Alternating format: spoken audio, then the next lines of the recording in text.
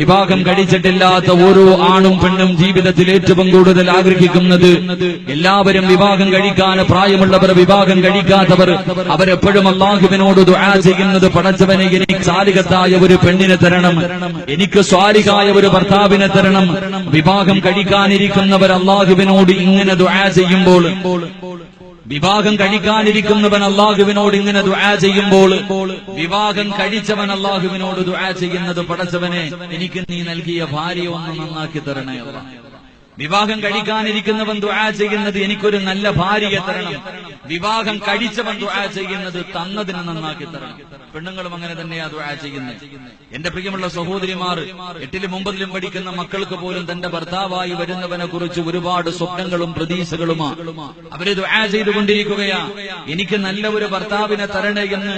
വിവാഹം കഴിക്കാത്ത പെണ്ണ് ദുആ ചെയ്യുമ്പോൾ കഴിച്ച ഉമ്മ ദുആ ചെയ്യുന്നത്, പടച്ചവനെ എന്റെ ഭർത്താവിനെ ഒന്ന് നന്നാക്കിത്ത. എല്ലാവരും ആവശ്യക്കാരാ, എല്ലാവരും ഈ വിഷയം ആഗ്രഹിക്കുന്നവരാ. അതുകൊണ്ട് തന്നെയാണ് അല്ലാഹുവിന്റെ പരിശുദ്ധമായ ഖുർആൻ, അല്ലാഹുവിന്റെ പരിശുദ്ധമായ ഖുർആൻ എന്റെ പ്രിയമുള്ളവരെ നമ്മളോട് ദുആ ചെയ്യാൻ പറഞ്ഞു തന്ന ഒരു ദുആയുണ്ട്. വിവാഹം കഴിച്ചവരും കഴിക്കാനിരിക്കുന്നവരും നിസ്കാരപ്പായിലിരുന്നു കൊണ്ട് പടച്ചവന്റെ മുന്നിലേക്ക് 2 കൈയും ഉയർത്തിയിട്ട് ദുആ ചെയ്യാൻ അല്ലാഹുവിന്റെ ഖുർആൻ പറഞ്ഞു തന്ന ഒരു ദുആയുണ്ട്. റബ്ബനാ ഹബ് ലനാ മിൻ അസ്വാജിനാ وذرياتنا قرة أعين واجعلنا للمتقين إماما. വിവാഹം കഴിച്ചവരോടും കഴിക്കാനിരിക്കുന്നവരോടും എന്റെ പ്രിയമുള്ളവരെ എപ്പോഴും പടച്ചവനോട് ദുആ ചെയ്യാൻ അല്ലാഹുവിന്റെ റസൂൽ പറഞ്ഞു തന്ന ദുആയാണ്. എന്തേ ദുആ ചെയ്യുന്നത്? റബ്ബനാ ഹബ് ലനാ മിൻ അസ്വാജിനാ, പടച്ചവനെ എനിക്ക് നല്ല ഒരു ഭർത്താവിനെ തരണേ അല്ലാഹ്, എനിക്കൊരു നല്ല ഭാര്യയെ തരണേ അല്ലാഹ്. രണ്ടാമതായി ദുആ ചെയ്യുന്ന, പടച്ചവരെ ദുനിയാവിലും ആഖിറത്തിലും ഉപകരിക്കുന്ന മക്കളെ എനിക്ക് തരണേ അല്ലാഹ്, എന്റെ ഭാര്യയും നന്നായി, എന്റെ മക്കളും നന്നായി. ഭർത്താവ് മൂന്നാമതായി ദുആ ചെയ്യുകയാ, ലിൽ മുത്തഖീന ഇമാമാ,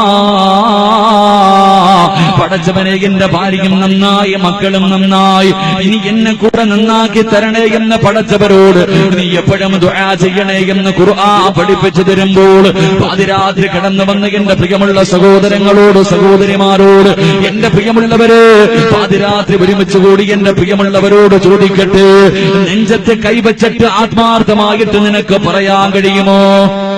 വിവാഹം കഴിഞ്ഞ് 5ഉം 10ഉം 15ഉം 20ഉം 25ഉം വർഷമായവർ ഈ സദസ്സിലിരിപ്പുണ്ടല്ലോ, നെഞ്ചത്ത് കൈവച്ചിട്ട് ആത്മാർത്ഥമായിട്ട് പറയാൻ കഴിയുമോ, ഉസ്താദേ ഞങ്ങളുടെ കുടുംബജീവിതം സന്തോഷത്തിലാ?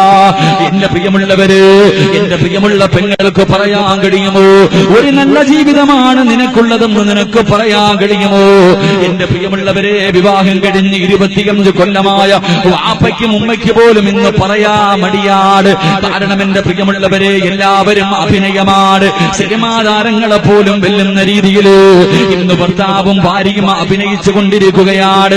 നാട്ടുകാരുടെ മുന്നില്, വീട്ടുകാരുടെ മുന്നില്, മക്കളുടെ മുന്നില് ഞങ്ങൾ പരസ്പരം വല്ലാത്ത സ്നേഹത്തിലാണ്, ഞങ്ങൾ പരസ്പരം വല്ലാത്ത സ്നേഹത്തിലാണ് എന്ന് മറ്റുള്ളവരെ ബോധിപ്പിക്കുന്നതിന് വേണ്ടി സ്വന്തം ജീവിതം തുലച്ചു കളയുന്ന ആണുങ്ങളും പെണ്ണുങ്ങളും ഉണ്ടല്ലോ. എന്തിനാ പ്രിയമുള്ളവര് നരകിച്ച് തീർക്കുകയാണ്. പടച്ചവനെ, വീടിനകത്ത് തമ്മിലടിയും വഴക്കുകളും മാത്രമല്ലോ എന്റെ പ്രിയമുള്ളവരെ, വീടിനകത്ത് പോകാൻ പോലും സമാധാനമില്ല. അതാ ഭർത്താക്കന്മാർക്ക് വീട്ടിലേക്ക് പോകാൻ മടിയാണ്. അല്ലാഹുവേ, തന്റെ ഭർത്താവിന്റെ മുഖത്ത് നോക്കിയൊന്ന് സന്തോഷത്തോടെ സംസാരിക്കാൻ എന്റെ പ്രിയപ്പെട്ട പെങ്ങന്മാർക്ക് പോലും വല്ലാത്ത മടിയാ. കാരണം എന്തെന്നറിയുമോ? ഞങ്ങളുടെ ജീവിതം ഇങ്ങനെ നരകിക്കാനുള്ള കാരണം എന്തെന്നറിയുമോ? നമ്മുടെ ജീവിതം ഇങ്ങനെ അധപ്പതിച്ചു പോകാനുള്ള കാരണം എന്തെന്നറിയുമോ? എന്റെ പ്രിയമുള്ളവരെ, നമുക്ക് കുടുംബജീവിതത്തിന്റെ മഹത്വം അറിയില്ല, അതിന്റെ പ്രതിഫലം അറിയില്ല, അതിന്റെ പവിത്രതയെക്കുറിച്ച് അറിയാത്തത് കൊണ്ടാണ് പാതിരാത്രി ഒരുമിച്ച് കൂടി എന്റെ പ്രിയമുള്ള ചെറുപ്പക്കാരോട് പൊന്നുമോനെ അല്ലാഹുവിന്റെ റസൂൽ പറഞ്ഞു തരികയാ, കുടുംബജീവിതത്തിന്റെ മഹത്വം അറിയുമോ? കുടുംബജീവിതത്തിന്റെ മഹത്വമറിയുമോ? അള്ളാന്റെ റസൂല് പറഞ്ഞു തരികയാ, ഇന്ന് വഅദ് കഴിഞ്ഞ് വിടന്ന് പിരിഞ്ഞ് നിന്റെ വീട്ടിലേക്ക് കടന്നു ചൊല്ലുകയാ. അല്ലാഹുവേ, ഇന്ന് 11:30 വഅദ് കഴിഞ്ഞിട്ട് പൊട്ടിക്കരഞ്ഞ് പടച്ചവന്റെ മുന്നിൽ ദുആ ചെയ്തിട്ട് ഇന്ന് പിരിയുകയാണ്. ഇന്ന് പാതിരാത്രി ഇവിടെ നിന്ന് പിരിയുമ്പോ അവസാനം നിങ്ങൾക്ക് ഞാനൊരു ദിക്ർ പറഞ്ഞു തരുന്നുണ്ട്. ഇന്ന് അവസാനം ഈ സദസ്സിൽ വെച്ച് ദുആ ചെയ്യുന്നതിന് തൊട്ട് മുമ്പ് നിങ്ങൾക്കൊരു ദിക്ർ പറഞ്ഞു തരുന്നുണ്ട്. ആ ദിക്ർ പറഞ്ഞാ കിട്ടുന്ന പ്രതിഫലം അറിയുവോ? ആ ദിക്ർ ഒരു പ്രാവശ്യം പറഞ്ഞാ കിട്ടുന്ന പ്രതിഫലം അറിയുവോ? അല്ലാഹുവേ, ആ ദിക്ർ പറഞ്ഞ മനുഷ്യനുണ്ടല്ലോ, നാളെ രാവിലെ പള്ളിയുടെ മിനാരത്തിൽ നിന്ന് സുബഹി ബാങ്ക് വിളിക്കുന്നതിന് മുമ്പ് ആ ദിക്ർ പറഞ്ഞ മനുഷ്യൻ മരിച്ചുപോയാ അവന് സ്വർഗമാണ് പ്രതിഫലമെന്ന് അഷ്റഫുൽ ഖൽഖ് നബി മുഹമ്മദ് മുസ്തഫ സല്ലല്ലാഹു അലൈഹി വസല്ലമ തങ്ങൾ പറഞ്ഞു തരുമ്പോൾ ആ ദിക്റും പറഞ്ഞ് പൊട്ടിക്കരഞ്ഞു ദുആ ചെയ്ത് തൗബ ചെയ്തിട്ട് പിരിയുകയാണ്. പടച്ചവരെ, വീട്ടിലേക്ക് കടന്നു ചെന്നിട്ട് എന്റെ പ്രിയമുള്ള ചെറുപ്പക്കാരാ, അല്ലാഹു നിനക്ക് തന്ന ഇണയുണ്ടല്ലോ, നിന്റെ പ്രിയപ്പെട്ട ഭാര്യയുണ്ടല്ലോ, വീടിനകത്തേക്ക് കടന്നു ചെല്ലുമ്പോ നിന്റെ പ്രിയപ്പെട്ട ഭാര്യയുടെ മുഖത്തേക്കെങ്ങാട് സ്നേഹത്തോടെയൊന്ന് നോക്കിയാൽ അല്ലാഹുവിന്റെ റസൂല് പറയുന്നു, ചെറുപ്പക്കാരാ, അല്ലാഹുവിന്റെ കരുണയുടെ നോട്ടമിറങ്ങുകയാണ്.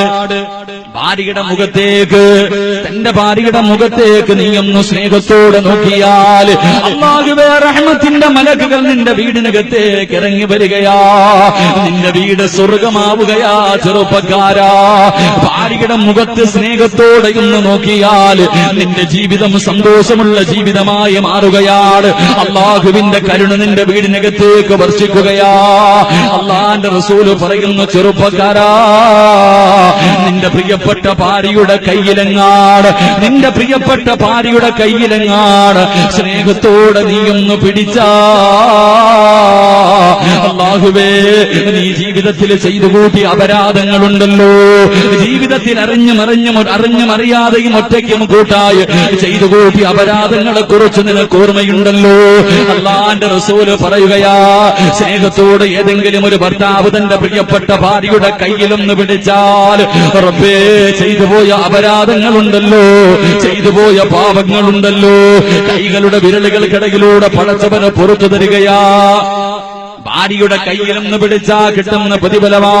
അല്ലാഹുവിന്റെ റസൂലുണ്ടല്ലോ, മസ്ജിദുൻ നബവിയിൽ നിന്ന് പ്രസംഗിക്കുകയാണ്. അവിടുന്ന് പറയുന്നു, യാ സ്വഹാബാ, ഏതെങ്കിലും ഒരു ഭർത്താവുണ്ടല്ലോ, തന്റെ പ്രിയപ്പെട്ട ഭാര്യയുടെ വായിക്കകത്തേക്ക് ഒരു കവിള് വെള്ളമൊഴിച്ചു കൊടുത്താ ആ മനുഷ്യന് നാളെ അതിന് പകരം ഹൗദുൽ കൗസറിലെ വെള്ളം കിട്ടുമെന്ന് അല്ലാഹുവിന്റെ പ്രവാചകന് പറഞ്ഞു കൊടുക്കേണ്ട താമസമുണ്ടല്ലോ. ഒരു ചെറുപ്പക്കാരൻ ഇറങ്ങി ഓടുകയാണ്. അല്ലാഹുവിന്റെ റസൂലിന്റെ മുന്നിൽ ഇരുന്നിട്ട് മഹാനായ സൗബാ റളിയല്ലാഹു തആല അൻഹു പള്ളിക്കകത്ത് നിന്നിറങ്ങി ഓടുകയാണ്. തന്റെ വീട്ടിലേക്ക് ഓടിച്ചെന്നിട്ട് തന്റെ പ്രിയപ്പെട്ട ഭാര്യയുടെ കയ്യിൽ പിടിച്ച് കിണറ്റിന്റെ ചുവട്ടിലേക്ക് കൊണ്ടുവന്നിട്ട് വെള്ളം കോരിയിട്ട് തന്റെ ഭാര്യയുടെ വായിലേക്ക് കുടിക്കാൻ പോകുമ്പോ ആ പെണ്ണ് ചോദിക്കുന്നു, സൗബാർ, നിങ്ങൾക്കെന്തേ ഭ്രാന്ത് പിടിച്ചോ? നിങ്ങൾ എന്നെ കൊല്ലാൻ പോവുകയാണോ?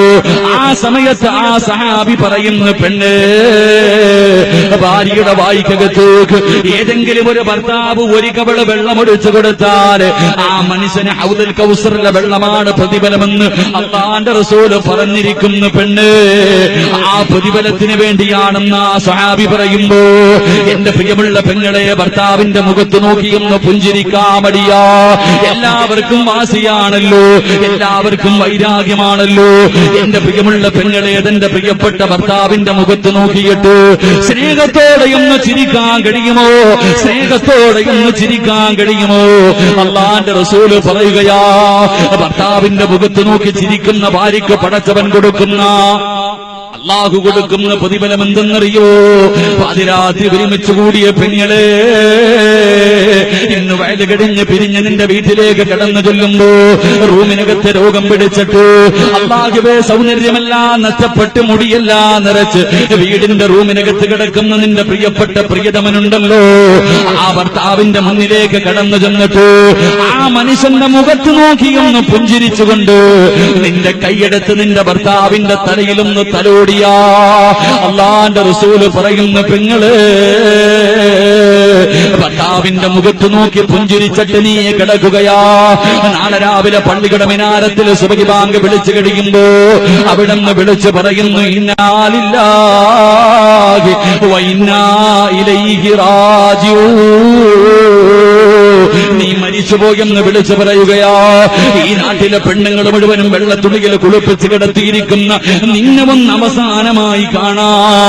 വരി വരിയായി നിന്റെ വീടിനകത്തേക്ക് കടന്നു വരുമ്പോ ഭർത്താവിന്റെ മുഖത്ത് നോക്കി ചിരിച്ച പെണ്ണ്, ആ പുഞ്ചിരി അപ്പോഴും നിന്റെ മുഖത്തുണ്ടാകുമെന്ന് അഷ്റഫുൽ ഖൽഖ് നബി മുഹമ്മദ് മുസ്തഫ സല്ലല്ലാഹു അലൈഹി വസല്ലമ തങ്ങൾ പറഞ്ഞു തരികയാ. ഭർത്താവിന്റെ മുഖത്ത് നോക്കിയിട്ട് സ്നേഹത്തോടെ ചിരിച്ച പെങ്ങളെ മരിച്ചു കിടക്കുമ്പോഴും നിന്റെ മുഖത്താ പുഞ്ചിരിയാട്. പിണങ്ങിയിരിക്കുന്ന ഭർത്താവുണ്ടല്ലോ, ഒന്നും രണ്ടും പറഞ്ഞ് പിണങ്ങവല്ലോ. അള്ളാന്റെ റസൂല് പറയുകയാ, പെണ്ണെ താഴ്ന്നു കൊടുക്കേണ്ടത് നീയാ പൊന്നുമോള്. ഭർത്താവിന്റെ ഭാഗത്താണ് തെറ്റെങ്കിലും താഴ്ന്നു കൊടുക്കേണ്ടവൻ നീയാട്. അള്ളാന്റെ റസൂല് പറയുകയാ, പിണങ്ങിയിരിക്കുന്ന ഭർത്താവിന്റെ ചാരത്തേക്ക് കടന്നു ചെന്നിട്ട് പിണങ്ങിയിരിക്കുന്ന ഭർത്താവിന്റെ ചാരത്തേക്ക് കടന്നു ചെന്നിട്ട് ഭർത്താവിന്റെ കയ്യിൽ പിടിച്ചിട്ട് ഇനി നിങ്ങളോ എന്നോട് മിണ്ടുന്നത് വരെ, ഇനി നിങ്ങൾ എന്നോട് മിണ്ടുന്നത് വരെ ഞാൻ ഭക്ഷണം കഴിക്കൂല, ഞാൻ വെള്ളം കുടിക്കൂല, ഞാൻ ഉറങ്ങില്ല എന്ന് സത്യാഗ്രഹം ഇരുന്നിട്ട് പെണ്ണ് ഭർത്താവിന്റെ പിണക്കം മാറ്റുന്ന പെണ്ണിന് അല്ലാഹു തരുന്ന പ്രതിഫലം എന്തെന്നറിയുമോ? അല്ലാഹുവേ, അവൾക്ക് സ്വർഗമാണ് പ്രതിഫലമെന്ന് നബി മുഹമ്മദ് മുസ്തഫ സല്ലല്ലാഹു അലൈഹി വസല്ലം. ഇതാണ് കുടുംബജീവിതത്തിന്റെ മഹത്വം. പക്ഷെ നമുക്കത് നമുക്കറിയില്ല പരസ്പരം ഇങ്ങനെ അഭിനയിച്ച് പെട്ടുപോയി ഇനി അനുഭവിച്ചു തീർക്കാം. എന്റെ പ്രിയമുള്ള സഹോദരങ്ങളെ, പരസ്പരം സ്നേഹിച്ച് ജീവിക്ക്, സന്തോഷത്തോടെ ജീവിക്ക്, അതിന്റെ മഹത്വവും അതിന്റെ പവിത്രതയും മനസ്സിലാക്കി ജീവിക്ക്. അള്ളാഹു ഭാഗ്യം നൽകി നിഗ്രഹിക്കുമാർ.